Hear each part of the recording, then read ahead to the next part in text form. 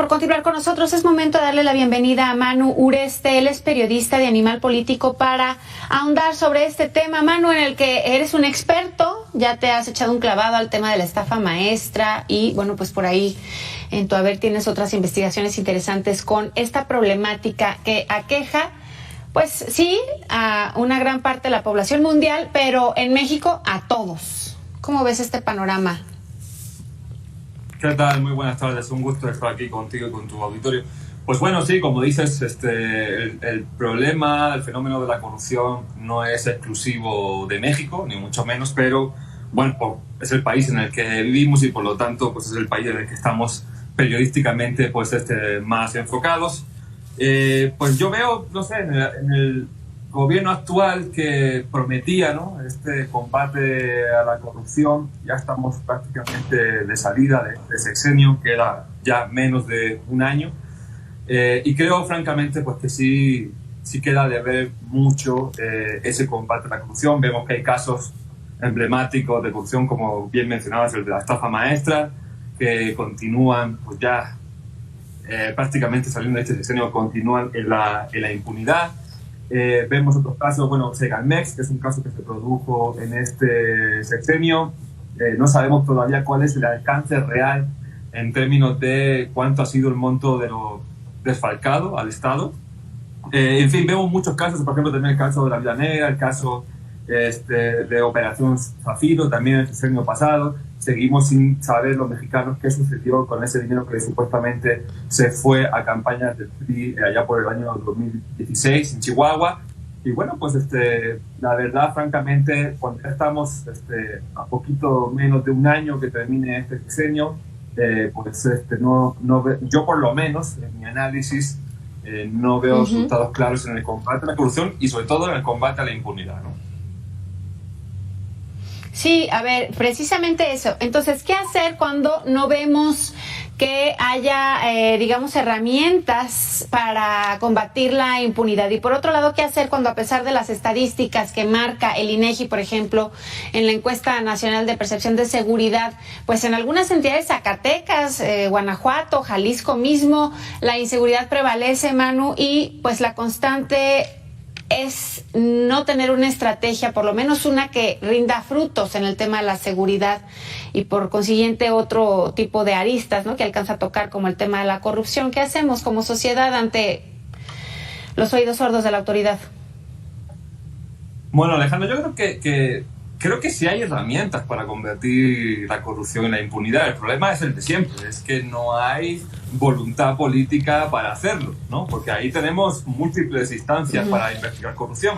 Hay una fiscalía que se supone que es autónoma, hay también una fiscalía especializada en corrupción que también se supone que es autónoma, hay una auditoría superior de la Federación que se supone que es autónoma. En fin, hay un largo etcétera de instancias gubernamentales para investigar corrupción y para sancionarla. El problema es el de siempre, que vemos realmente que una cosa es el papel, el discurso, y otra cosa es la práctica, ¿no? Y otra cosa es que se quiera o se pueda o se tenga también. En algunos casos no dudo que tampoco haya la capacidad a lo mejor para investigar y para sancionar, pero de que hay herramientas y hay elementos y hay distancias, hay para tirar para arriba.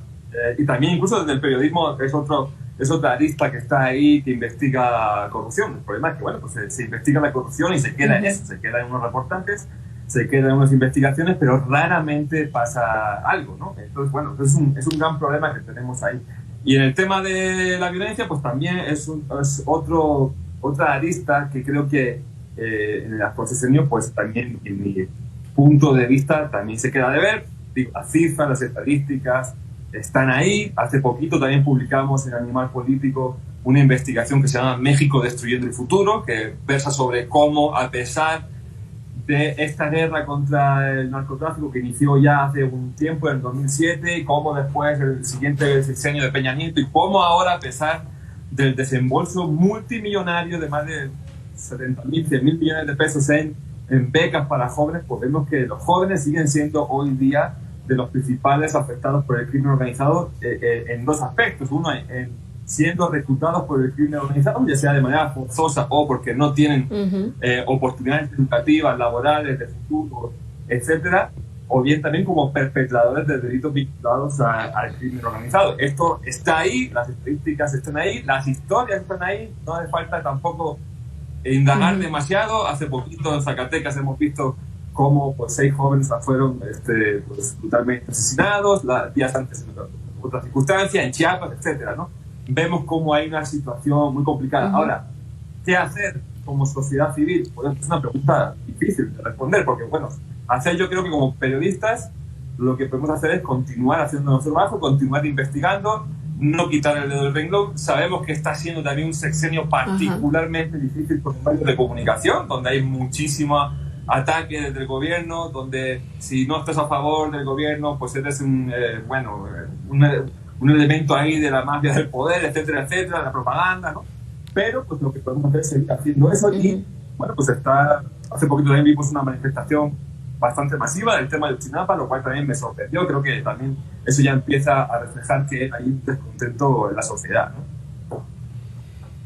Seguir manifestándonos como sociedad y pedir a las autoridades que hagan lo propio, por lo menos lo que prometieron, Manu. Oye, ¿coincides? He tenido en este espacio a diferentes analistas y con distintos temas, economía, salud, en fin, y muchos de ellos coinciden en que el tema de ahora en adelante, porque pues ya la actual administración se está terminando, pero, híjole, pues el futuro, digamos que apunta a que podría continuar, las mismas ideas. Y entonces hay quienes dicen, hay que informarnos muy bien y pues tratar de presionar desde cosas que sean realizables para aquellos que andan haciendo campaña, porque prometer, pues, híjole, como decimos acá en México, ¿no, Manu? De lengua me como los tacos nada más. Sí, bueno, la verdad que como dicen, ¿no? Prometer no cuesta, eso lo hacen absolutamente todos, da igual los partidos, incluso da igual el país. Hace poquito fueron también las elecciones de mi país, en España, y es algo similar. Siempre a la hora de prometer, pues, es fácil, ¿no? Incluso este gobierno que está por terminar, pues bueno, prometió nada más y nada menos que iba a acabar con la corrupción, que iba a acabar con la inseguridad, lo de siempre, y vemos que la realidad, pues por desgracia, supera a todas estas promesas, ¿no? Como dices, parece que el siguiente proceso electoral va a estar muy definido por quién va a ser el candidato de Morena, que parece que todo apunta que va a tener muchas opciones de repetir la presidencia. También eso creo que debe llamar la atención a la oposición, ¿no? ¿Qué está haciendo la oposición en este país para que, aún a pesar de estos resultados tan negativos en materia, por ejemplo, de inseguridad y de combate a la corrupción, pues a pesar de eso tienen muchas probabilidades o posibilidades de repetir? Pero pues sí, o sea, como ciudadanos no nos queda más que estar muy atentos a cuáles serán las propuestas. Nosotros, te digo, como periodistas, también políticos, por ejemplo, estamos muy atentos a todo lo que se dice. Hacemos un apartado de fact-checking, ¿no? De fact-checking para corroborar esto que está diciendo, esto que está prometiendo, es real, no es real, es posible, es imposible, está mintiendo sobre estos datos, los está utilizando de manera engañosa. Por eso también invito, ¿no?, a todos los que nos ven a que chequen la sección de Desagüeso de Animal Político, porque ahí hacemos un escrutinio muy detallado de todos, del presidente hasta la oposición. O sea, no tenemos una particular fijación con nadie, simplemente lo que hacemos es checar el discurso público, qué tan real, qué tan hay desinformación, qué tan irrealizable, ¿no? Y creo que para esta campaña electoral va a ser muy importante este tipo de ejercicios para poder estar bien informados y tomar una decisión informada.